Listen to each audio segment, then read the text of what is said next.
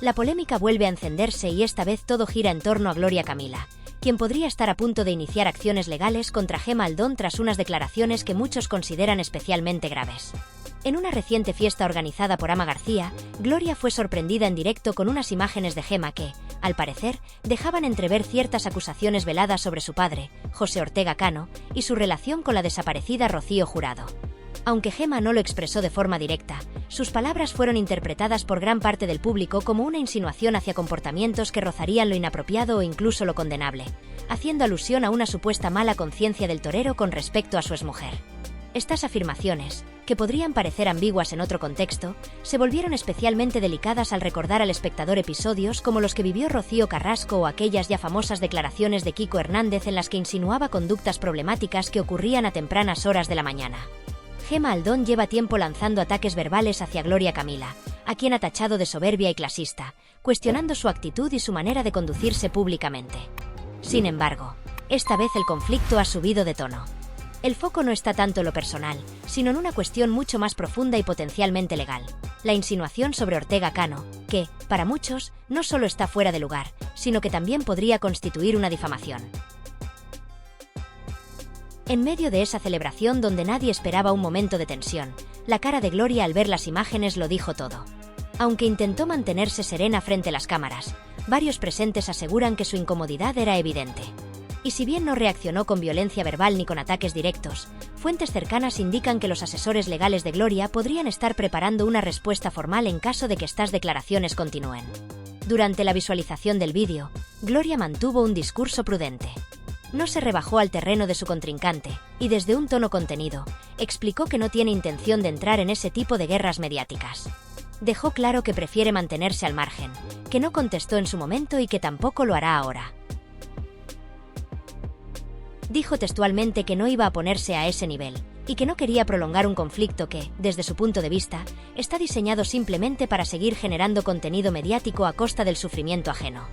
Y es que para muchos, el objetivo de Gemma no es otro que seguir estirando el chicle, obtener visibilidad en televisión y alimentar la polémica con tal de seguir apareciendo en los programas del corazón.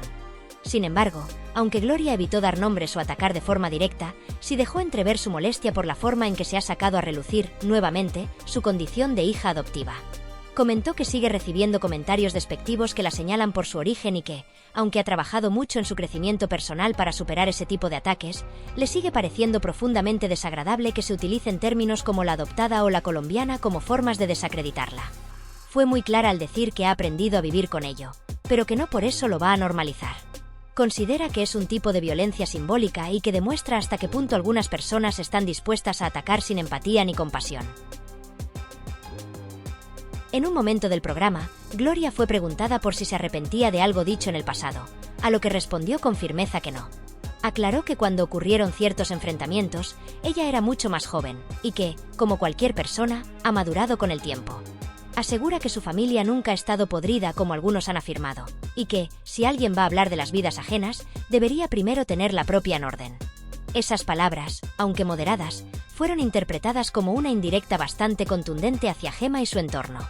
Muchos entendieron que estaba haciendo alusión a los problemas familiares que ha vivido la propia Gemma Aldón y que, en opinión de Gloria, deberían llevarla a ser más cuidadosa a la hora de juzgar a los demás.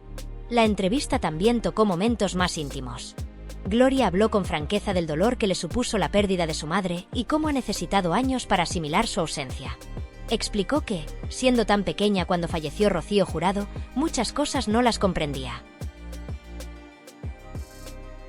Hoy, siendo adulta, ha logrado poner en perspectiva muchas vivencias de su infancia, pero confesó que fue un proceso largo y lleno de emociones. Dijo que aún le cuesta hablar del tema, pero que no va a permitir que se use su historia personal como munición en guerras mediáticas. Y aunque Gloria insiste en mantenerse al margen, la sensación general es que Gemma no tiene intención de detenerse. Todo apunta a que su aparición en el plató del próximo viernes podría ir cargada con nuevas indirectas, nuevas declaraciones y, tal vez, con más leña para avivar el fuego. Varios periodistas del corazón, analistas televisivos y expertos en comunicación no han tardado en poner sobre la mesa una posibilidad que, hasta hace poco, parecía remota pero que ahora gana fuerza con cada nuevo episodio del conflicto: que todo esto acabe dirimiéndose en los tribunales. La razón principal que alimenta esta teoría es la gravedad de las insinuaciones realizadas por Gemma Aldón hacia Ortega Cano, el padre de Gloria Camila. Aunque no se han pronunciado nombres de forma directa ni se han ofrecido pruebas concretas, las alusiones son lo suficientemente claras como para que el entorno legal de Gloria esté valorando tomar cartas en el asunto si la situación continúa escalando. En un mundo donde la línea entre la libertad de expresión y el daño al honor es cada vez más difusa, no sería extraño que esta controversia traspase las pantallas para convertirse en un caso legal con consecuencias reales. Lo que está claro es que nos encontramos ante un conflicto que no solo tiene una dimensión mediática, sino que también toca fibras profundamente personales y emocionales. Es una historia que mezcla la exposición pública con heridas familiares del pasado, que entrelaza la imagen de figuras icónicas como Rocío Jurado y Ortega Cano con las disputas actuales de una generación más joven, marcada por la necesidad de dar explicaciones, defender legados o simplemente encontrar su propia voz dentro del ruido mediático. Todo esto convierte esta situación en una especie de tormenta perfecta. Declaraciones cruzadas, sentimientos heridos, intereses televisivos y una audiencia dividida que no deja de opinar y tomar partido. Y hablando de la audiencia, el tema ha generado un auténtico debate social. Las redes se han inundado de opiniones encontradas. Por un lado, hay quienes aplauden el comportamiento de Gloria Camila, valorando su serenidad, su capacidad para contenerse y su decisión de no entrar en el juego de los ataques personales. Consideran que, en un entorno donde el escándalo fácil parece la norma, su postura madura y prudente es un ejemplo de elegancia y responsabilidad. Para ellos, Gloria ha demostrado tener una templanza admirable, sobre todo considerando la carga emocional que implica escuchar ataques relacionados con su familia, su historia de adopción o el fallecimiento de su madre. Sin embargo, no todos opinan lo mismo. Hay un sector del público que cree que Gloria debería alzar más la voz, plantar cara con más contundencia y responder con la misma fuerza con la que está siendo atacada. Según este punto de vista, callar puede interpretarse como debilidad o incluso como una forma de consentimiento, y hay quienes piensan que, llegado a este punto, permanecer en silencio podría no ser la mejor estrategia. Algunos creen que responder públicamente, con firmeza y claridad, sería una forma legítima de defender su honor, el de su padre y el de su familia en general. No tanto por gusto, sino por necesidad, para dejar claro que hay límites que no se pueden traspasar sin consecuencias. Mientras tanto, Gloria sigue apostando por una vía más discreta, más serena, pero también más estratégica.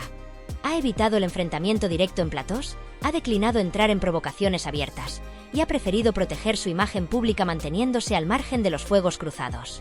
Pero no ha dudado en dejar entrever que la situación la está afectando, y que si continúa, podría cambiar de rumbo. La presencia de abogados en el entorno cercano a Gloria no es una casualidad, y aunque no se ha confirmado nada de forma oficial, todo apunta a que se están barajando todas las opciones posibles, incluida la judicial. Lo que hace esta historia aún más compleja es que no estamos hablando únicamente de un choque de personalidades o de una rivalidad circunstancial. Aquí hay elementos emocionales profundamente arraigados.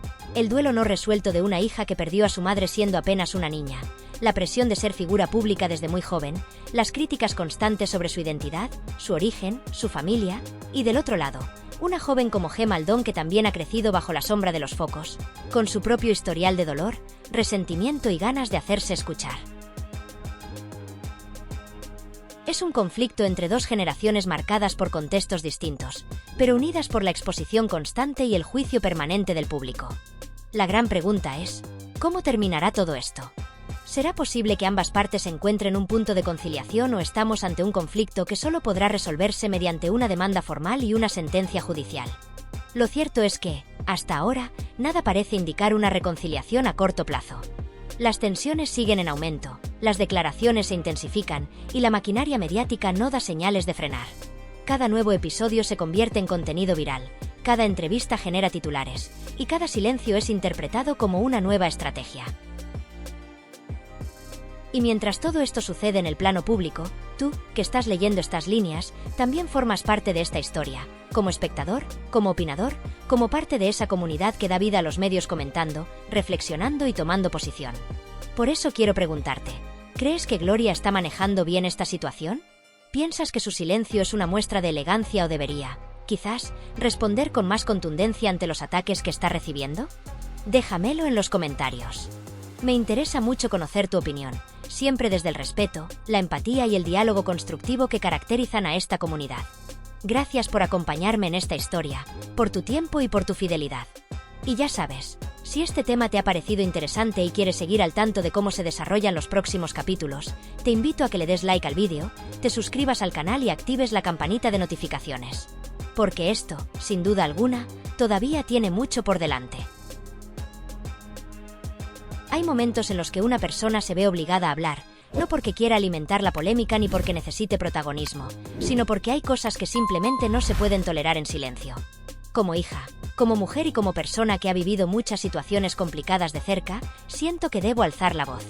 No es fácil enfrentarse públicamente a ciertos comentarios, especialmente cuando provienen de personas que, sin haber estado presentes en los momentos más duros, se sienten con el derecho de opinar, acusar y hasta manipular la verdad. Siempre he intentado mantenerme al margen del conflicto mediático. No porque me falten argumentos ni porque me dé miedo hablar, sino porque creo en la madurez, en la prudencia y en el respeto. Pero todo tiene un límite. Cuando se empieza a especular con cosas tan graves como los sentimientos de mi padre hacia mi madre, Rocío Jurado, cuando se insinúan posibles cargas de conciencia, culpas imaginarias o se reabre un pasado que solo pertenece a los que lo vivieron, entonces sí, toca poner freno. ¿Quién es nadie para afirmar que mi padre nunca quiso a Rocío? ¿Qué tipo de malicia hay detrás de ese tipo de comentarios?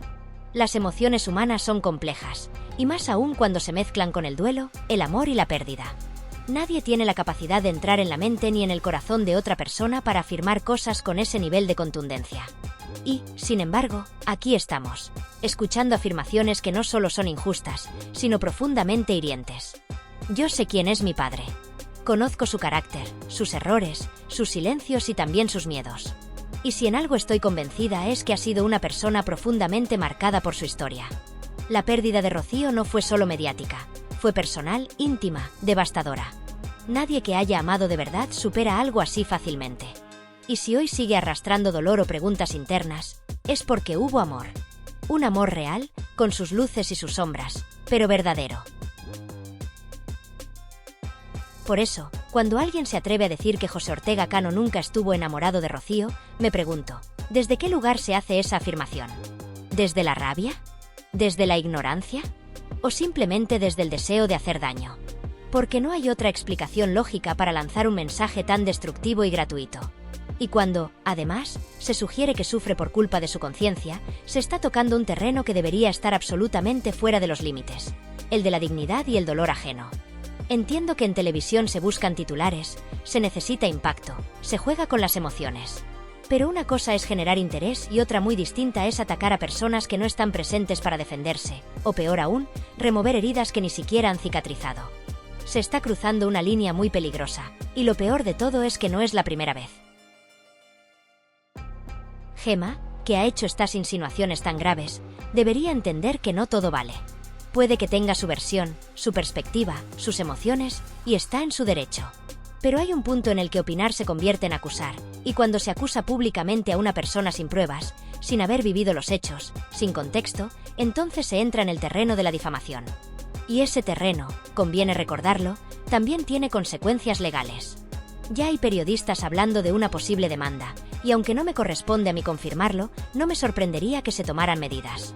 Porque no solo se están haciendo afirmaciones peligrosas sobre el pasado, sino que se ha llegado a decir que nos alegraríamos si cierta persona desapareciera del mapa. ¿Cómo se puede permitir algo así en un plató de televisión? ¿Dónde está el límite? ¿Hasta qué punto se puede deshumanizar a alguien por unos puntos de audiencia? Ese comentario, en particular, me parece espantoso. No solo es injusto, es inhumano. Yo, como hija, no puedo quedarme de brazos cruzados. Siempre he intentado proteger a mi familia desde el respeto, desde la lealtad y desde el silencio prudente. Pero este ya no es un ataque contra un personaje público. Es un ataque directo a la memoria de mi madre, al corazón de mi padre y a mi historia personal. Y ahí sí que no pienso ceder ni un solo paso. A menudo se me ha juzgado por ser adoptada, como si eso me restara derecho a sentir, a proteger, a sufrir. Como si fuera una hija de segunda categoría. Y cuando alguien usa eso para menospreciarme o para hacerme daño, no solo me ataca a mí.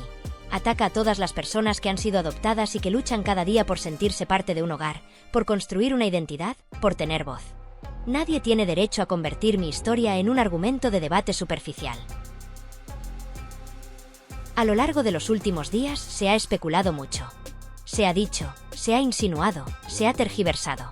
Hay quienes, desde su comodidad y su distancia emocional, han lanzado preguntas envenenadas. ¿Pero qué hizo Gloria para mejorar la relación entre su padre y Ana María Aldón? Como si fuera tan fácil. Como si se tratara de un botón que una persona puede pulsar para que todo cambie. Como si los vínculos familiares se pudieran arreglar con 2 frases bien puestas o una sonrisa en el momento adecuado. Pero no. No es así. Las relaciones humanas, y más aún las familiares, son complejas, frágiles y profundamente emocionales. Y cuando te toca estar justo en el medio de un conflicto que no has provocado, cuando lo único que intentas es que no se rompa lo poco que queda en pie, todo pesa. Pesa más cuando tienes pocos años. Pesa más cuando la opinión pública te mira. Y pesa todavía más cuando tú misma estás intentando entender el caos emocional que te rodea. ¿De verdad alguien cree que no lo intenté? ¿De verdad alguien piensa que es fácil convivir en una casa donde el amor está herido, donde los reproches flotan en el aire y donde la calma parece un lujo que solo se consigue a ratos? Porque sí, hice lo que pude. Me esforcé cada día por mantener un poco de equilibrio dentro de una tormenta que no era mía. Intenté mediar, calmar, escuchar, comprender, y muchas veces me quedé en silencio, aguantando más de lo que una chica de mi edad debería aguantar. ¿Por qué? Porque amaba. Porque no quería ver sufrir a ninguno. Porque creí, ingenuamente, que si yo me desvivía por mantener la paz, esa paz acabaría llegando. Pero no llegó. Y lo más duro no es solo que no llegara, sino que ahora, con el tiempo, algunos utilicen ese esfuerzo para cuestionarme. Como si yo tuviera que cargar con la responsabilidad de una relación de pareja que se desgastó por razones que no me corresponden ni me pertenecen. No soy la culpable de lo que 2 adultos decidieron o no decidieron hacer. Y no voy a aceptar que se me ponga ese peso encima. Con todo esto, lo único que quiero dejar claro es algo que me sale del corazón. He estado y seguiré estando al lado de mi padre. No porque lo considere un ser perfecto, no porque crea que ha actuado siempre de la mejor forma, no porque no haya cometido errores, porque claro que los ha cometido, como todos, sino porque lo quiero profundamente. Porque lo he visto roto, dolido, perdido. Porque me ha enseñado, a su manera, a resistir en medio del ruido. Y porque para mí, la familia no se abandona cuando más lo necesita. Al contrario, es cuando más fuerte te agarras. Defenderle no significa atacar a nadie. Significa poner límites. Significa decir basta a quienes cruzan la línea del respeto. Significa dejar de callar cuando se lanzan insinuaciones que hieren, que manipulan, que distorsionan la realidad solo para alimentar un espectáculo. Yo ya no estoy dispuesta a seguir siendo espectadora pasiva de todo esto. He aprendido, a base de golpes, que el silencio, muchas veces, no es sinónimo de paz. Que callar para no molestar solo sirve para que otros hablen por ti, desde el desconocimiento o la mala intención. Así que sí, voy a hablar. Voy a hacerlo con respeto, pero también con firmeza. Con educación, pero sin titubeos. No me interesa entrar en guerras mediáticas, pero tampoco voy a seguir permitiendo que se me utilice como diana para todo lo que sale mal en la narrativa de otros. Y a ti, que estás leyendo esto, solo te pido una cosa: empatía. No te pido que me defiendas. No te pido que estés de acuerdo conmigo. No te pido que veas las cosas desde mi prisma. Solo te pido que intentes, por un instante, ponerte en mi lugar. Imaginarte cómo es vivir una vida en la que tus vínculos personales se diseccionan públicamente, en la que cada gesto se interpreta, cada silencio se cuestiona y cada palabra se analiza al milímetro. Imagínate, aunque solo sea por un momento, lo que duele ver como tu historia, la más íntima, la más personal, la que llevas cosida a la piel como una herida que no termina de cerrar, se convierte en material para titulares. Como los episodios más delicados de tu vida se transforman en frases recortadas, en clips virales, en opiniones lanzadas al aire sin contexto, sin respeto, sin verdad. Imagínate lo que se siente cuando todo eso que has vivido con lágrimas reales, con noches sin dormir, con un nudo constante en el pecho, se banaliza en cuestión de segundos. Cuando lo que a ti te ha roto, a otros les divierte, les entretiene o les da audiencia. Cuando ves tu historia familiar convertida en espectáculo, en contenido, en material de juicio para personas que ni te conocen ni se han acercado nunca a preguntarte cómo estás de verdad. Y si después de ponerte en ese lugar, que no se lo deseo a nadie, sigues pensando que lo mejor que podía hacer era quedarme callada, entonces lo siento, de verdad, pero tengo que decirlo con claridad y sin rabia: no has entendido nada. Y no pasa nada si no lo entiendes, pero al menos ten la decencia de no juzgar. Porque callar duele. Duele más de lo que muchos imaginan. Callar te quema por dentro cuando sabes que están contando una historia que no es la tuya, y sin embargo todos la creen. Callar te convierte, sin quererlo, en cómplice de una versión distorsionada. Y callar, a veces, significa dejar que otros hablen por ti. Y eso, cuando ya te han silenciado tantas veces, se vuelve insoportable. Por eso hoy hablo. No desde el rencor, sino desde la necesidad. Hablo porque el silencio me ha enseñado que no protege, que no siempre es sabio y que no siempre evita el dolor. Hablo porque mi voz también vale, porque mi historia también merece ser contada con respeto y porque, por mucho que moleste, tengo derecho a dar mi versión. Y no estoy sola. Estoy con mi padre, con lo que significa para mí y con todo lo que ha sufrido. Estoy conmigo misma, con la niña que fui, con la joven que intentó entender lo que nadie le explicaba, con la mujer que ya no está dispuesta a seguir callando. Y estoy también con todas las personas que alguna vez se han sentido responsables de arreglar lo que ya venía roto, de sostener lo insostenible, de poner paz donde solo había ruido. Esta es mi voz. Esta es mi verdad. Esta es mi historia. Y esta vez, no voy a permitir que otros la cuenten por mí. Porque ya no me tiembla la voz. Porque ya no me duele tanto el miedo. Porque ahora tengo claro que la única forma de sanar es hablar.